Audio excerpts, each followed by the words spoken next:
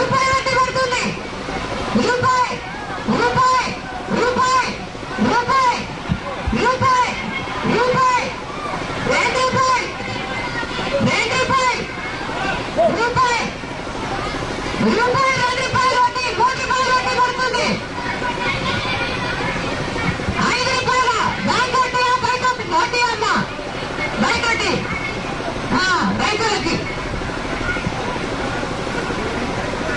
ఇంకా అమ్మా ఆరోగ్యశ్రీ బాగానే పనిచేస్తుందా?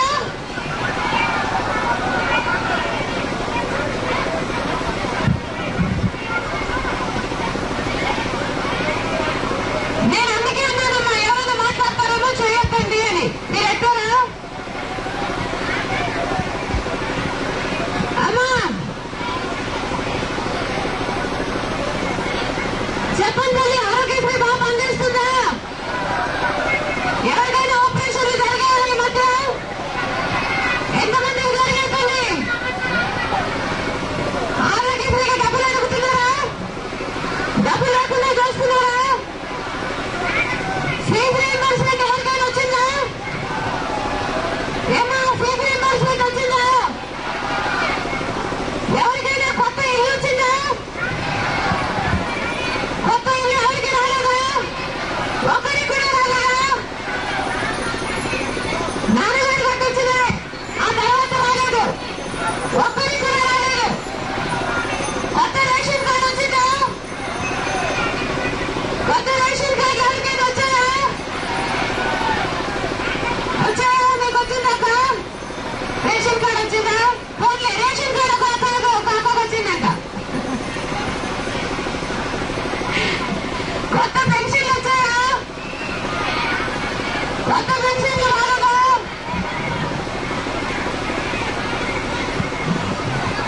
అమ్మా నువ్వు మాట్లాడతావా? నేను మైక్ ఇస్తా. మా పెన్షన్లు రాలేదు, వచ్చేటివి కూడా ఆగిపోయావా? ఇది కరెంట్ స్తంభాలు లేదండి అసలు వైర్లన్నీ గీతలే. అవ్వ నీకు పెన్షన్ ఇంతకు ముందు వచ్చేదా? వచ్చేయండి, మళ్ళీ రాలేదండి. ఇప్పుడు రావట్లేదు. లేదండి, 2 ఏళ్ళు కూడా రాలేదండి. ముసలి ఓసి పండిపోయింది పడాలి. 2 ఏళ్ళైందా? 2 ఏళ్ళు 3 ఏళ్ళు వచ్చి అందరికి వచ్చి అసలు రాలేదు. 2 ఏళ్ళ నుంచి పెన్షన్ లేదండి, రాలేదండి. 7 అయితే ఉన్నాయి, 7 ఇస్తలేదు. ముసలి అయిపోయాడు, ఇస్తలేదు. వచ్చే పెన్షన్ ఆపేసాయి. ముసలి అయిపోయాడు, 7 కూడా ఉన్నాయి, ఇస్తలేదు. కరెంట్ స్తంభాలు అన్నా మగవాళ్ళు ఎవరైనా మాట్లాడతారా? అన్నా మీరు రైతా? రైతా? మీరు రైతా? మీరు రైతా? వ్యవసాయం గురించి మాట్లాడతారా? మీరు చేయొద్దన్నా, చేయొద్దన్నా, అందుకు మైకేనమ్మా. చేయొద్దన్నా, చేయొద్దండి.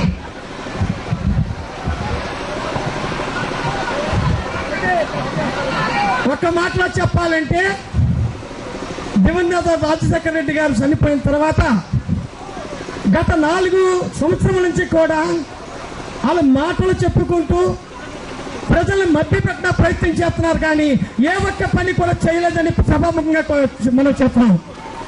అయితే మీకు పావలా వడ్డీ ఇస్తున్నాము, మహిళలకి మేము ఇన్ని వేల మందికి బ్యాంకుల్లో మేము కడుతున్నాము, రైతులు మీరు కట్టగలదు, రైతుల మాఫీలు మేము చేస్తాము, రైతుల వడ్డీలు మేము కడతాము, మీకు ఉచితంగా మేము రుణాలు ఇస్తున్నామని చెప్పుకున్నా ఈ ప్రభుత్వానికి నిజంగా చిక్కు రావాలంటే జగన్ బయటికి రావాలి, జగన్ కల్పించాలి. అలాగే జగన్ గారు జైలు తర్వాత జగన్ గారికి ఒక చేయమట, ఉన్న మంత్రులకు ఒక చేయమట. నిన్న సీఎం గారు చెప్పిన మాటలు ఏమిటంటే జరిగినన్నింటిలో కూడా న్యాయం ఉన్నది, న్యాయంగా పరిపాలన చేస్తారు, కానీ అప్పుడు ఏ తప్పు లేదు, జగన్ గారికి ఎందుకు తప్పు లేదంటున్నాం.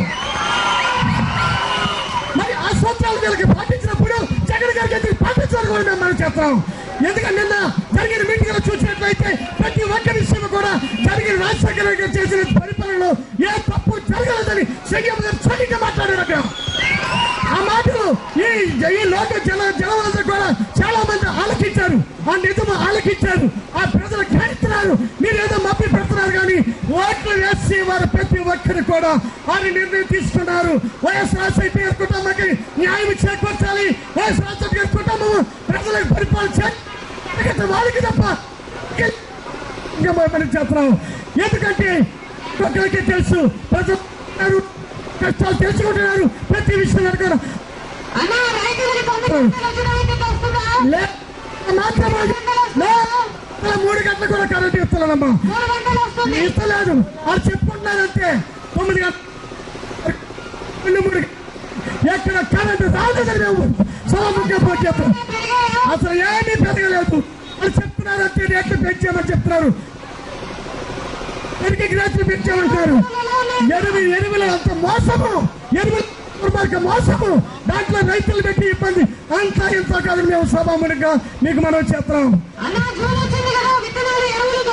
అసలు అని కూడా తప్ప విత్తనాలు, ఒరిజినల్ విత్తనాలు ఎక్కడ అమ్మని అంత డూప్లికేట్ విత్తనాలు అమ్ముతున్నారు. అంత డూప్లికేట్ విత్తనాలు అయిపోతున్నారు. ఈ పరిపాలన వల్ల వస్తాడు.